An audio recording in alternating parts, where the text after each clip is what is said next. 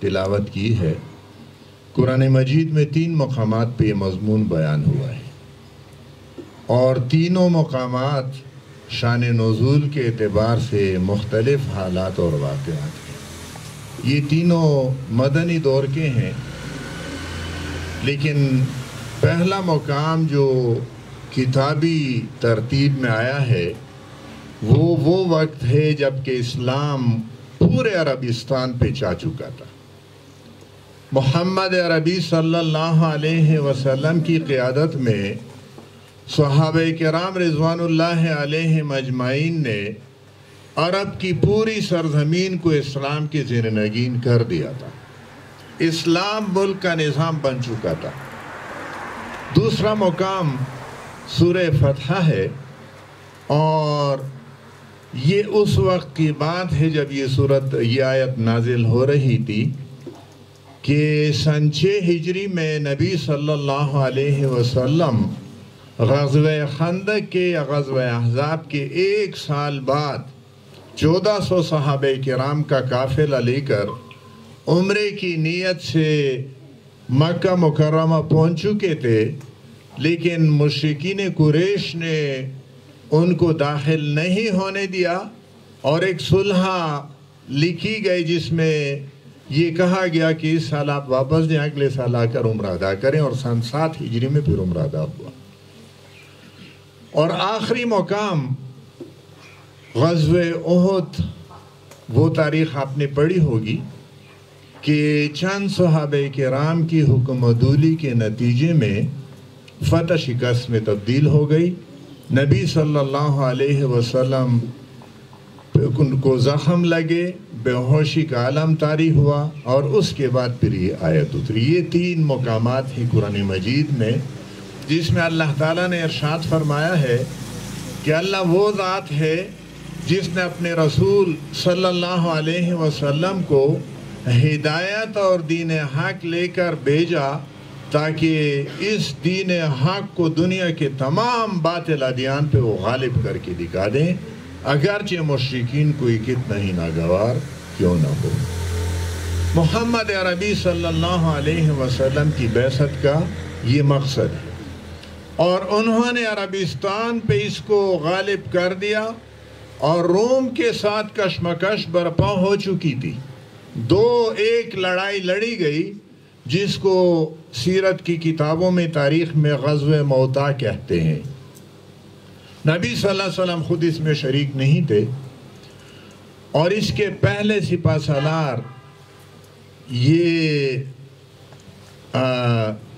حضرت زید ابن حارثہ رضی اللہ تعالیٰ نبی صلی اللہ علیہ وسلم نے فرمایا تھا کہ اگر وہ شہید ہو گئے تو ان کے بعد جعفر طیار رضی اللہ تعالیٰ عنہ سپہ سالار ہوں گے، وہ بھی شہید ہوئے تو عبداللہ ابن رواحہ رضی اللہ تعالیٰ عنہ سپہ سالار ہوں گے، وہ بھی شہید ہوئے تو لشکر اپنے میں سے کسی کو اپنا سالار مقرر کر دے، اور پھر چوتھے سالار خالد بن ولید رضی اللہ تعالیٰ عنہ مقرر ہوئے تھے، اور خالد بن ولید نے رومیوں کے 1 لاکھ کے لشکر کے اندر سے مسلمانوں کے 3000 کے فوج کو نکالا تھا اور مدینہ واپس پہنچایا تھا۔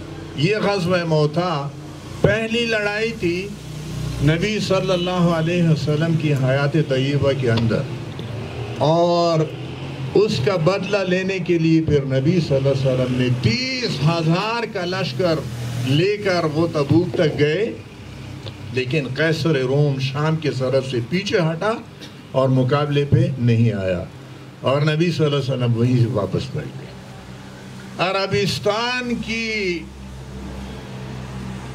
عربستان پہ اپنا تسلط قائم کرنے کے بعد روم کے ساتھ نبی صلی اللہ علیہ وسلم کی حیات طیبہ میں کشمکش برپا ہو چکی تھی، اور نبی صلی اللہ علیہ وسلم کی رحلت اور وفات کے بعد خلفائے راشدین نے پھر ایران کو بھی فتح کیا اور روم کے بھی بہت بڑے حصے پہ قبضہ کیا، اور نبی صلی اللہ علیہ وسلم اللہ کے دین کے غلبے کے لیے بھیجے گئے تھے، اور وہی غلبہ انہوں نے قائم کر کے دکھایا تھا۔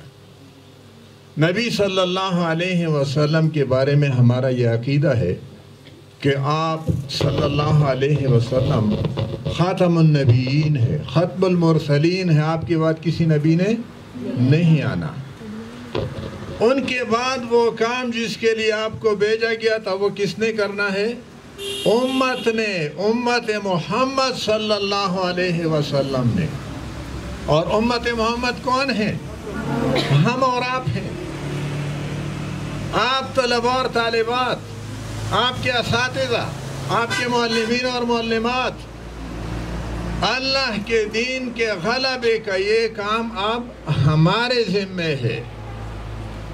اور اس وقت اللہ کا دین معطل ہے، اللہ کے دین کی حکمرانی نہیں ہے، بلکہ دنیا میں کسی اور کا نظام چل رہا ہے۔ دنیا کی قیادت اس وقت بھی امریکہ کے ہاتھ میں ہے۔ دنیا میں جمہوریت کا دورہ ہے۔ مولانا مودودی رحمۃ اللہ علیہ نے جماعت اسلامی کے قیام سے پہلے اسی آیت کی بنیاد پہ امت کے محمد صلی اللہ علیہ وسلم کی بعثت کا مقصد اور امت کا بنیادی کام یہ بتایا تھا۔ اور انہوں نے اس وقت بھی جمہوریت کا بڑا غلغلہ تھا۔ انہوں نے جمہوریت کے حوالے سے اپنا نظریات کا جو اظہار کیا وہ میں آپ کی خدمت میں عرض کرنا چاہوں گا۔ جمہوریت کسے کہتے ہیں؟ اس وقت بھی یہ کہا جاتا تھا، عربی کہا جاتا ہے، government of the people, for the people, by the people. Maulana Maududi رحمۃ اللہ علیہ نے اس نظریے کو رد کیا۔ انہوں نے کہا میں اس کو نہیں مانتا۔ انہوں نے اس کا عربی ترجمہ لکھا، ان کی کتاب میں آج بھی موجود ہے، تحریک آزادی ہند اور مسلمان حصہ دوم میں۔ اس کا عربی ترجمہ انہوں نے کیا تھا حکم الناس للناس بالناس، government of the people, by the people, for the people, حکم الناس علی الناس للناس۔ انہوں نے اس کے بالمقابل اپنا نظریہ پیش کیا، اور عربی میں اس کے الفاظ ہیں، اور پھر ان کا انگریزی ترجمہ انہوں نے کیا تھا حکم rule of Allah on the people with justice. انہوں نے اپنا یہ نظریہ پیش کیا۔ جمہوریت کے اندر حقیقی جمہوریت دنیا میں کہیں بھی نہیں پائی جاتی۔ امریکہ جو اس وقت دنیا کا لیڈر بنا ہوا ہے، گزشتہ انتخابات میں بائیڈن اور ٹرمپ کا مقابلہ تھا، اور اس سے پہلے انتخاب میں ٹرمپ اور ہیلری کلنٹن کا مقابلہ تھا، اور یہ نتائج سامنے آئے کہ ہیلری کلنٹن کو لاکھوں کی تعداد میں ووٹ زیادہ پڑے تھے، لیکن الیکٹورل کالج میں ٹرمپ نے ایسا کھیل کھیلا کہ اس میں ہیلری کلنٹن کے ووٹ کم پڑ گئے اور ٹرمپ کے ووٹ زیادہ ہو گئے۔ جمہوریت کہاں گئی؟ وہ گورنمنٹ آف دی پیپل کہاں گئی؟ پیپل کی اکثریت ایک طرف اور اقلیت کی حکومت قائم ہو گئی۔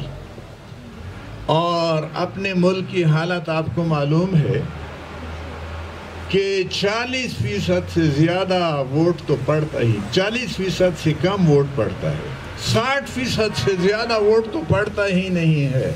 لوگوں کا جمہوریت پہ کوئی عقیدہ اعتقاد ہی نہیں رہا، اور عام تاثر ہے کہ حکومت کس کی بنتی ہے؟ جس کی پشت پہ فوج ہو، جس کی پشت پہ امریکہ ہو۔ اس لیے عام آدمی ووٹ میں دلچسپی ہی نہیں لیتا۔ عام آدمی کو یہ بات سمجھانے کی ضرورت ہے، اس ملک کے اندر ایک آئین ہے، اس آئین کی چند شکایات میں آپ کے سامنے عرض کرتا ہوں، اور آپ اس کو یاد کر لیں، اپنے والدین کے سامنے اپنی یہ شکایت رکھیں گے۔ آئین میں ایک دفعہ 62 ہے، 62، جس میں کوالیفیکیشن ہے، اہلیت کے شرائط ہیں۔ سینٹ، قومی اسمبلی اور صوبائی اسمبلیوں کے ممبران کی اہلیت کے شرائط میں سے 3-4 نکتے میں آپ کے سامنے رکھتا ہوں۔ اس میں سب سے پہلا نکتہ یہ ہے کہ سینٹ، قومی اسمبلی اور صوبائی اسمبلی کا ممبر وہ شخص بنے گا جو اچھے کردار کا حامل ہو، اچھے سیرت اور کردار کا حامل ہو، اور اللہ کے احکامات سے انحراف میں مشہور نہ ہو، اللہ کے احکامات کو توڑنے والا نہ ہو، بجا لانے والا ہو، اور اچھے سیرت اور کردار کا مالک ہو۔ یہ سب سے پہلی شرط ہے، پہلی کوالیفیکیشن یہ۔ دوسری یہ کہ وہ اسلام کا خاطر خواہ علم رکھتا ہو، اسلام کا خاطر خواہ علم رکھتا ہو، اور فرائض کا پابند ہو، فرائض کا نماز، روزہ، حج، زکوٰۃ کا پابند ہو، اور کبائر سے مجتنب ہو، کبیرہ گناہ، بڑے بڑے گناہ سے اپنے آپ کو پاک رکھتا ہو۔ یہ دوسری شرط ہے۔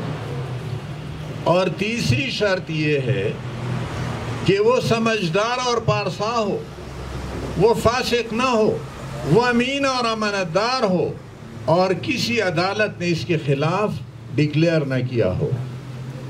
اور آخری شرط یہ کہ قیام پاکستان کے بعد اس نے نظریہ پاکستان یعنی اسلام کے خلاف، پاکستان کے خلاف کام نہ کیا ہو، نظریہ اسلام کے خلاف کام نہ کیا۔ یہ شرائط ہیں، لیکن ہمارے ووٹ کیسے استعمال ہوتے ہیں؟ آپ دیکھتے ہوں گے جب انتخابات ہوتے ہیں تو گلی محلوں کی پکائی کی طرف توجہ ہوتی ہے، راستہ بنانا ہے، اور پل تعمیر کرنا، مسجد تعمیر کرنا، واڈا کا ٹرانسفارمر لانا، اور یہ شرائط ان میں نہیں دیکھے جاتے، نہ الیکشن کمیشن دیکھتا ہے اور نہ ووٹران دیکھتے ہیں۔ اسمبلی میں وہ لوگ پہنچ جاتے ہیں جو ان شرائط پہ پورے اترنے والے نہیں ہوتے، پھر نہ وہ جمہوریت کے اہل ہوتے ہیں، نہ اسلام کے اہل ہوتے ہیں، اور اس ملک میں پھر نظام ایسا چلتا ہے کہ چاہے نگران حکومت ہو، اس وقت نگران حکومت ہے، نگران حکومت سمجھتے ہیں نگران حکومت کیا ہوتی ہے؟ ہندی میں اس کو کام چلاؤ سرکار کہتے ہیں۔ کیا کہتے ہیں؟ کام چلاؤ سرکار۔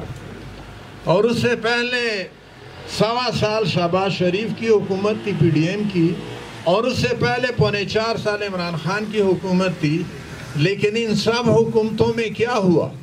پیٹرول مہنگا، بجلی مہنگی، اشیاء ضرورت سارے مہنگے، لوگ مشکلات کا شکار، اور ڈالر مہنگا اور روپیہ سستا۔ یہ کام کرتے رہے، اور اگر قوم اپنے حقیقی نمائندوں کو منتخب کر کے اسمبلیوں میں، ایوانوں میں بھیجیں، اور وہ اللہ کے دین کے مطابق اس ملک کے نظام کو چلائیں، تو اس ملک کے مسائل حل ہو سکتے ہیں۔ اس ملک میں وسائل کی کمی نہیں ہے، مال و دولت کی کمی نہیں ہے۔ اللہ تعالیٰ نے یہاں ہر طرح کی دولت رکھی، ہر طرح کے وسائل رکھے ہیں، لیکن قوم ووٹ کے ذریعے سے اپنے ان وسائل کو ان لوگوں کے ہاتھ میں دے دیتے ہیں جو شرائط پہ پورے نہیں اترتے، اور وہ اس ملک کا نظام اپنے مفادات کے لیے استعمال کرتے ہیں۔ ملک کا خزانہ لوٹ کر بیرون ملک اپنے بینکوں میں رکھتے ہیں، بیرون ملک اپنی فیکٹریاں قائم کرتے ہیں، اور ملک کا خزانہ لوٹ جاتا ہے، اور اس کے نتیجے میں ہمارے مسائل حل نہیں ہوتے۔ ہمارے مسائل کا حل یہ ہے کہ ہم محمد عربی صلی اللہ علیہ وسلم کے ساتھ جڑ جائیں، مضبوط تعلق قائم کریں۔ انہوں نے مدینہ کی اسلامی ریاست قائم کی، پورے عربستان پہ اس کو وسیع کر دیا، اسی نقشے کے مطابق پاکستان کو ہم بنائیں۔ پاکستان کے معنی کیا ہیں؟ پاکستان کا مطلب کیا؟ لا الہ الا اللہ۔ پاکستان، لفظ پاکستان کے معنی کیا ہیں؟ یہ فارسی زبان کا لفظ ہے، پاکستان فارسی زبان کا لفظ ہے. پاک تو ہم اردو میں بھی کہتے ہیں، پشتو میں بھی، اپنی زبانوں میں بھی. ستان کسے کہتے ہیں؟ وطن کو، رہنے کی جگہ کو. اور عربی میں اس کو کیا کہتے ہیں؟ رہنے کی جگہ کو مدینہ کہتے ہیں. شہر کو عربی میں مدینہ کہتے ہیں. اور پاک کو عربی میں کیا کہتے ہیں؟ طیبہ. پاک کو عربی میں کیا کہتے ہیں؟ طیبہ. مدینہ طیبہ. مدینہ طیبہ کو فارسی میں کیا کہیں گے؟ پاکستان. پاکستان حقیقت میں مدینہ طیبہ کا ترجمہ ہے. عربی میں مدینہ طیبہ ہے اور فارسی میں اس کا ترجمہ یہ پاکستان ہے. اور اس لیے کہا گیا، ہمارے بزرگوں نے تحریک چلائی، پاکستان کا مطلب کیا؟ لا الہ الا اللہ. محمد عربی صلی اللہ علیہ وسلم نے لا الہ الا اللہ محمد الرسول اللہ کا جو نظام مدینہ طیبہ میں قائم کیا تھا، ہم پاکستان میں وہی نظام قائم کریں گے. ہماری تعلیم اسی مقصد کے لیے ہوگی کہ ہم اس نظام کو سمجھیں، اور اس نظام کو سمجھنے کے لیے اللہ کی کتاب قرآن مجید کا سمجھنا ضروری ہے. اور اللہ کی کتاب قرآن مجید کو سمجھنے کے لیے محمد عربی صلی اللہ علیہ وسلم کی سیرت کو پڑھنا ہوگا. سیرت کے ذریعے سے قرآن کو اور قرآن کے ذریعے سے سیرت کو سمجھنے کی ہم کوشش کریں گے تو ہمارا یہ کام آسان ہوگا کہ ہم وہ راستہ سمجھیں جس پہ نبی صلی اللہ علیہ وسلم نے پورے عربستان پہ اسلامی ریاست کو قائم کیا تھا، اور پاکستان میں ہم وہی نقشہ قائم کریں. اور پاکستان میں اگر وہ نقشہ قائم ہوگا تو پاکستان دنیا میں IMF اور ورلڈ بینک سے قرضے لینے کا محتاج نہیں ہوگا. ہم قرضے لینے والے، خیرات لینے والے نہیں ہوں گے. ہمارے پاس اتنی دولت ہوگی کہ ہم دوسروں کے خیرات دینے کے، دوسروں کی مدد کرنے کے اہل ہوں گے. اس لیے اس بات کی ضرورت ہے کہ اس میں ہم میں سے ہر ایک اپنا کردار ادا کرے، اور اپنے کردار کی ادائیگی کے لیے اس کی تیاری کریں. قرآن کو بھی سمجھیں، سیرت کو سمجھیں، حدیث کو سمجھیں.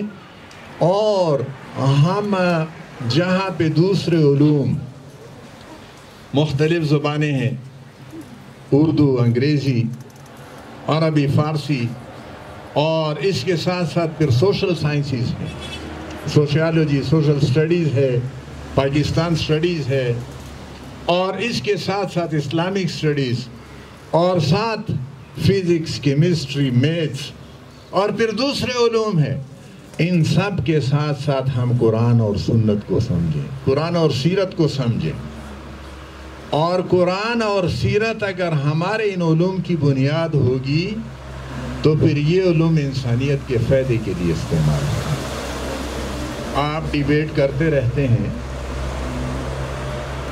ایک ٹاپک ہے بڑا مشہور، science in the service of humanity. Science in the service of humanity. Science انسانیت کے خدمت میں، اور اس پہ کوئی اس کے حق میں بولتا ہے، کوئی اس کے خلاف بولتا ہے. ڈیبیٹ ہوتی، اور دونوں طرح کے دلائل موجود ہیں. سائنس انسانیت کی خدمت کر رہی ہے. حج کے سفر کی مثال دی جاتی ہے کہ حج پہ ہم جاتے تھے اور سال لگ جاتے تھے، پیدل سفر ہوتے تھے، گھوڑوں پہ، گدھوں پہ، اونٹوں پہ سواریاں ہوتی تھیں. اور آج ہوائی جہاز چند گھنٹوں میں دنیا کے مختلف خطوں سے حجاج کو مکہ مکرمہ اور مدینہ منورہ پہنچا دیتے ہیں. یہ science in the service of humanity. Medical science نے بڑی ترقی کی. پہلے مریض ایڑیاں رگڑ رگڑ کر مر جاتے تھے، اور آج مختلف امراض کے وہ علاج دریافت ہوئے ہیں، سرجریز ہیں، میڈیسن ہے، اور اس کے ذریعے سے science in the service of humanity. لیکن دوسری طرف پھر بتایا جاتا ہے کہ یہ جہاز جو حجاج کو حجاز مقدس پہنچاتے ہیں، یہی جہاز B-52 بمبار بن کر افغانوں پہ بم بھی برساتے ہیں. اور وہ ڈیزی کٹر اور ایٹم بم بھی برسایا جاتا ہے. ایٹم بم بھی سائنس ہی کی وہ ہے. ہیروشیما اور ناگاساکی کہاں واقع ہیں؟ جاپان میں. اور ہیروشیما اور ناگاساکی پہ امریکہ نے ایٹم بم استعمال کیے تھے. اور یہ سائنس نے ہیومینٹی کی خدمت کی سروس کی یا ہیومینٹی کو تباہ اور برباد کر کے رکھ دیا؟ اس کی اصل وجہ، بنیادی وجہ کیا ہے؟ سائنس کی بنیاد میں اگر قرآن و سنت کی تعلیمات ہوں گی تو سائنس انسانیت کی خدمت کے لیے استعمال ہوگا. لیکن قرآن و سنت کی بنیاد کو ہٹایا جائے گا تو پھر سائنس انسانیت کی تباہی کے لیے استعمال ہوگا. اور افغانستان میں روسیوں نے ٹائے بم کھلونا بم قلم ہوتا تھا اور بچی اس کو اٹھاتا اور وہ پھٹ جاتا تھا اور اس کو بسم کر کے رکھ دیتا. یہ سائنس کے وہ ہیں جن کے پاس قرآن و سنت کی بنیاد نہیں ہوتی، وہ سائنس پھر اس کے لیے استعمال ہوتی ہے. اس لیے اس بات کی ضرورت ہے کہ ہم دوسرے علوم کے ساتھ ساتھ قرآن و سنت کو سمجھیں اور قرآن و سنت کی بنیاد پہ سائنس اور سوشل سائنسز اور مینجمنٹ سائنسز اور دوسرے جتنے بھی علوم ہیں اس کو آگے بڑھائیں. تو اس میں ہم انسانیت کی خدمت کر سکیں گے. میں آخر میں بچیوں کے لیے اور ان کے معلمات کے لیے سیرت کا ایک واقعہ، سیرت صحابہ کا واقعہ وہ عرض کرنا چاہتا ہوں. اور وہ اصل میں علامہ اقبال کا پیغام ہے. علامہ اقبال نے فارسی میں ایک پیغام دیا ہے، خطاب دختران اسلام، خطاب بدختران اسلام، اسلام کی بیٹیوں کو پیغام، اسلام کی بیٹیوں سے خطاب ہے علامہ اقبال کا. اور اس میں وہ کہتا ہے فارسی میں، ریشام ماں بیرون آور سہر را، یہ اسلام کی بیٹی سے کہہ رہا ہے، آپ سے کہہ رہا ہے. ریشام ماں بیرون آور سہر را، میری شام سے میری روشن صبح نکال کے لے آؤ، تاریک شام سے روشن صبح نکال کے لاؤ. زی قرآن باز خان اہل نظر را، اہل نظر کے سامنے قرآن کو دوبارہ پڑھو. زی قرآن باز خان اہل نظر را، اہل نظر کے سامنے قرآن کو دوبارہ پڑھو. نمیدانی کے سوز قرأت تو یہ نہیں جانتی کہ تیرے قرأت کے سوز نے دیگر گون کرد تقدیر عمر را، عمر فاروق کے تقدیر کو اس نے بدل کے رکھ دیا تھا، بدل ڈالا تھا. اور یہ سیرت کا واقعہ ہے. عمر فاروق رضی اللہ تعالیٰ عنہ کی بہن تھی. اس وقت عمر ایمان نہیں لائے تھے. اس کا نام فاطمہ تھا، فاطمہ بنت خطاب. فاطمہ بنت خطاب عمر فاروق کی بہن تھی. اور ان کے میاں تھے زید ابن ثابت، زید ابن ثابت رضی اللہ تعالیٰ ان کے میاں تھے. اور ان کو قرآن پڑھا رہے تھے حضرت اب حباب ابن عرط رضی اللہ تعالیٰ. عمر فاروق ایک دن گھر سے تلوار لے کے نکل پڑے. راستے میں ایک شخص سے ان کی ملاقات ہوئی. اس نے پوچھا کہ عمر کہاں جا رہے ہو؟ اس نے کہا کہ بس یہ شخص ہے محمد صلی اللہ علیہ وسلم، اس نے قوم کے اندر پھوٹ ڈال دی، تفرقہ برپا کر دیا، اس کو قتل کرنا چاہتا. وہ مسلمان ہوئے تھے لیکن ابھی اعلان نہیں کیا تھا اسلام. اس نے کہا کہ پہلے اپنے گھر کی خبر تو لے لو، کیا ہے گھر میں؟ کہا تیری بہن اور بہنوئی وہ ایمان لا چکے ہیں، اسلام قبول کر چکے ہیں. وہ سیدھا بہن کے گھر گئے. اور اس وقت زید ابن ثابت، ان کی اہلیہ فاطمہ بنت خطاب، یہ حباب ابن عرط رضی اللہ عنہم سے قرآن سیکھ رہے تھے اور سورہ طٰہٰ کی تلاوت وہ تعلیم حاصل کر رہے تھے. جب انہوں نے عمر کے قدموں کی آہٹ سنی تو حباب کو ایک جگہ چھپایا اور قرآن کے اوراق کو چھپا کے رکھ دیا. عمر پہنچے تو پوچھا کہ ابھی کیا کر رہے تھے؟ وہ کہا کیا کر رہے تھے؟ اور زید ابن ثابت کو مارنا شروع کر دیا۔ جب بہن آگے بڑھی اپنے میاں کو، شوہر کو بچانے کے لیے، تو اس پہ بھی ایک وار کیا اور اس کا سر پھٹ گیا اور خون بہنے لگا۔ اور فاطمہ نے کہا کہ عمر، تم جس باپ کے بیٹے ہو، میرے رگوں میں بھی اسی باپ کا خون گردش کر رہا ہے، اور سن لو، ہم ایمان لا چکے ہیں، تم سے جو کچھ ہو سکے کر لو۔ عمر پہلے بہن کا خون دیکھ کے پشیمان ہو گئے تھے۔ انہوں نے کہا کہ اچھا مجھے دکھاؤ وہ کیا پڑھ رہے تھے۔ بہن نے ان سے وعدہ لیا کہ اس کی بے حرمتی نہیں کرو گے، پاڑو گے نہیں۔ کہا نہیں پاڑوں گا۔ پھر کہا کہ آپ ناپاک ہیں، پہلے غسل کر کے آؤ۔ غسل کر کے آ گئے، اور پھر وہ اوراق ان کو دیے اور سورہ طٰہٰ کو انہوں نے پڑھنا شروع کی اور کہا کیا بہترین کلام ہے۔ خباب باہر نکلے اور اس نے کہا کہ عمر، خدا کی قسم میں نے کل نبی صلی اللہ علیہ وسلم کو یہ کہتے سنا ہے کہ وہ اللہ سے دعا کر رہے تھے کہ دو عمرین میں سے، دو عمروں میں سے، عمر بن خطاب اور عمر بن حشام جو بعد میں ابو جہل کہلایا، کہ ان دو عمروں میں سے کسی ایک عمر کو اسلام کے لیے قبول کر لو اور آؤ میرے ساتھ نبی صلی اللہ علیہ وسلم کی خدمت میں چلتے ہیں، اسلام قبول کر لو۔ اس واقعے کو بنیاد بنا کر علامہ اقبال نے کہا، خطاب بدختران اسلام، اسلام کی بیٹیوں سے خطاب، ز شام ما بیرون آور سحر را، ز قرآن باز خوان اہل نظر را، نمیدانی کے سوز قرأت تو دیگر گون کرد تقدیر عمر را۔ کہ اسلام کی بیٹی،